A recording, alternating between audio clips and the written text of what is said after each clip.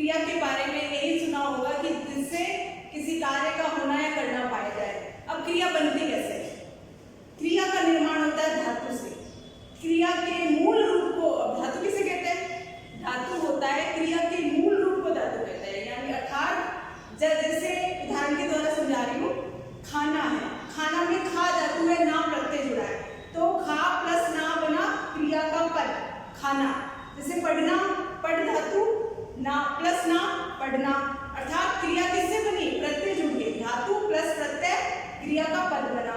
अब क्रिया के पद जुड़ने से ही क्रिया मूल रूप में आती है। क्रिया और धातु किसे कहते हैं? क्रिया के मूल रूप को धातु कहते हैं। अब क्रिया के भेद, आपके एग्जाम में परिभाषा बहुत जरूरी है। क्रिया की परिभाषा, क्रिया के भेदों की परिभाषा, क्रिया के भेद का ज्ञान होना बहुत जरूरी है। इसके लिए मैं आपको क्रिया के भेद बताने जा रही हूँ। क्रिया के भेद दो आधार पर होते हैं, ठीक है? एक तो कर्म के आधार पर, दूसरा प्रयोग, रचना व अन्य आधार पर क्रिया के भेद। कर्म के आधार पर क्रिया के दो भेद है, सक्रमक, आक्रमक क्रिया। क्रिया के भेद दो प्रकार के होते हैं, कर्म के आधार पर, प्रयोग और संरचना के आधार पर। अभी हम स्टार्ट कर रहे हैं कर्म के आधार पर क्रिया के भेद। कर्म के आधार पर क्रिया के दो भेद है, आक्रमक, सक्रमक। आक्रमक क्रिया के भेद हम स्टार्ट कर रहे हैं पढ़ना। आक्रमक दो शब्दों से मिलकर बना है, अ प्लस क्रमक।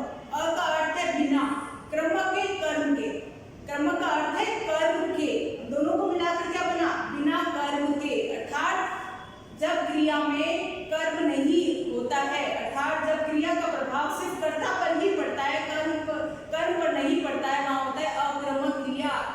अब जैसे मैं उदाहरण दूं, वह दौड़ रहा है, तो आप कहोगे मैडम क्रिया तो हो रही है, तो क्रिया हो रही है परंतु इसमें कर्ता है, कोई कर्म नहीं कर रहा है, इसका प्रभाव सिर्फ कर्ता पर ही पड़ रहा है, कर्म पर नहीं। वह सो रहा है, वह रो रहा है, वह हंस रहा है, कर्म है, सॉरी क्रिया है पर कर्म नहीं है, इसीलिए इसका नाम है आक्रमक क्रिया, बिना कर्म के। ओके, अब आक्रमक क्रिया के भी दो भेद है, पूर्ण आक्रमक, अपूर्ण आक्रमक। ध्यान रखना, आक्रमक क्रिया के दो भेद है, पूर्ण आक्रमक, अपूर्ण आक्रमक। पूर्ण आक्रमक में क्या होता है? पूर्ण आक्रमक है जिसमें आक्रमक क्रिया का पूर्ण अर्थ प्रकट होता है। पूर्ण अर्थ में क्या मतलब है? एक वाक्य पूर्ण है, इसमें किसी भी सहायक शब्द की आवश्यकता नहीं पड़ी है। जैसे निशा सो रही है, राजा जा रहा है, हवा चल रही है, लड़का दौड़ता है, यह पूर्ण है अपने आप में, इसको पूर्ण करने के लिए किसी अन्य शब्द की आवश्यकता नहीं पड़ी, इसीलिए इसको बोलते हैं पूर्ण आक्रमक क्रिया। इसमें क्रिया का प्रभाव सिर्फ कर्ता पर ही पड़ रहा है, कर्म पर नहीं। आक्रमक क्रिया की परिभाषा यही है, परिभाषा आपको अच्छे से लर्न करनी है। आक्रमक क्रिया में सिर्फ कर्म क्रिया का प्रभाव कर्ता पर नहीं पड़ता, कर्ता पर पड़ता है, कर्म पर नहीं पड़ता। अब है अपूर्ण आक्रमक हो गया। नेक्स्ट अपूर्ण आक्रमक, पूर्ण आक्रमक हो गया।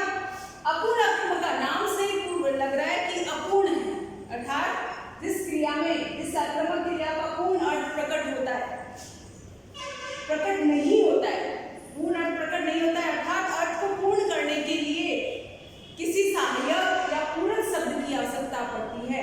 पूरक शब्द यानी संज्ञा या विशेषण। जैसे मैं उदाहरण के द्वारा समझा रही हूँ, वह बहुत है, वाक्य को सुना, वाक्य अपूर्ण लगा, ठीक है, वह बहुत है, तो इसको वाक्य को पूर्ण करने के लिए हम क्या करेंगे? वह बहुत चतुर है, वह बहुत होशियार है, ठीक है, वह बहुत बुद्धिमान है, तो ये बुद्धिमान, चतुर, ये शब्द अपने प्रयोग किए,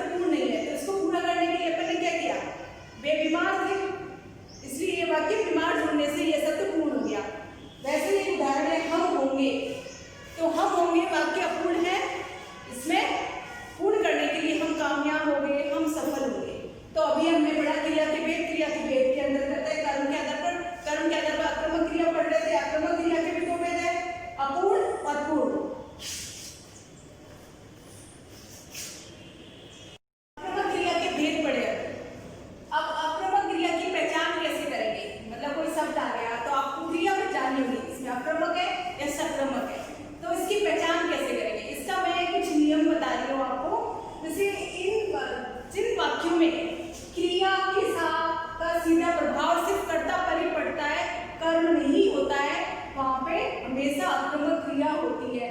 अब दूसरा नियम है इसका, आक्रमक क्रिया की पहचान के लिए क्रिया से पहले क्या, किसको, किसे लगाकर प्रश्न करने पर यदि उत्तर नकारात्मक आता है, नहीं आता है, तो आक्रमक क्रिया होगी।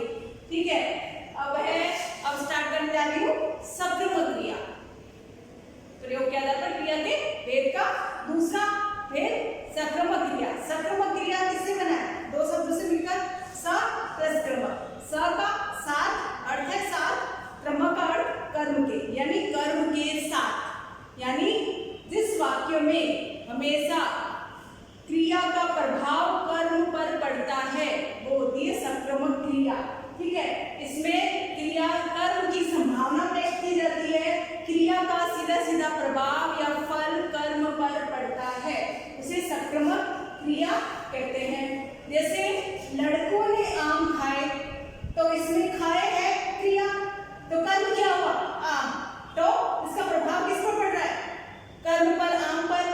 तो ये हो गया सक्रमक क्रिया। एक और उदाहरण, नेताओं ने भाषण दिए, दिए है क्रिया और भाषण है कर्म। एक और उदाहरण, हमने एक सांप देखा, सांप है कर्म, देखा है क्रिया। अब मोहन पढ़ता है क्रिया। ठीक है, अब सक्रमक क्रिया के भी तीन भेद है, एक क्रमक, द्विक्रमक, अपूर्ण सक्रमक क्रिया। पहला है एक क्रमक। एक क्रमक यानी नाम से पता चल रहा है कि एक कर्म होना, जिस क्रिया में, जिस वाक्य में क्रिया में एक ही कर्म होता है, यानी एक ही कार्य होता है, तो वहां पे होता है एक क्रमक क्रिया। इसका उदाहरण बताती हूँ, बच्चा आम खाता है, तो इसमें कर्म सिर्फ एक है, आम, खाता है क्रिया। राम गाना सुनता है, तो गाना है कर्म, एक ही कर्म है कर्ता का। ठीक है, सुनता है। अब कर्ता क्या है तो समझते हो ना, जिस वाक्य में कार्य को करने वाला कर्ता। ठीक है, अब एक क्रमक हो गया सक्रमक क्रिया का पहला भेद। नेक्स्ट द्विक्रमक। द्विक्रमक नाम से द्वि यानी दो, इसमें दो कर्म होते हैं। कुछ वाक्यों में क्रिया के साथ उसके कर्म होते हैं, दो कर्म होते हैं, और दोनों क्रमों के बिना वाक्य अधूरा रहता है, तो वो होता है द्विक्रमक क्रिया। यानी नाम से पता लग रहा है द्विक्रमक सक्रमक क्रिया, यानी दो कर्म होना। अध्यापक छात्रों को हिंदी पढ़ाते हैं। अब इसमें पूछोगे आप दो कर्म कैसे पढ़ाते हैं क्रिया, ये तो समझ आया, ये है क्रिया। कर्म हो गया पहला कर्म छात्रों को, फिर हिंदी, ये दो कर्म हो गए, द्विक्रमक हो गया। नेक्स्ट, उसने राम को पढ़ना सिखाया। ठीक है, तो राम को पढ़ना दो क्रमक हो गए, तो क्रिया के दो भेद हो गए, एक क्रमक, द्विक्रमक। सक्रमक क्रिया का तीसरा भेद है अपूर्ण सक्रमक क्रिया। अपूर्ण से पता लग रहा है कि क्रिया अपूर्ण है, यानी कर्म को पूरा करने के लिए सहायक शब्दों की आवश्यकता पड़ेगी, यानी सहायक क्रिया शब्दों की आवश्यकता पड़ेगी।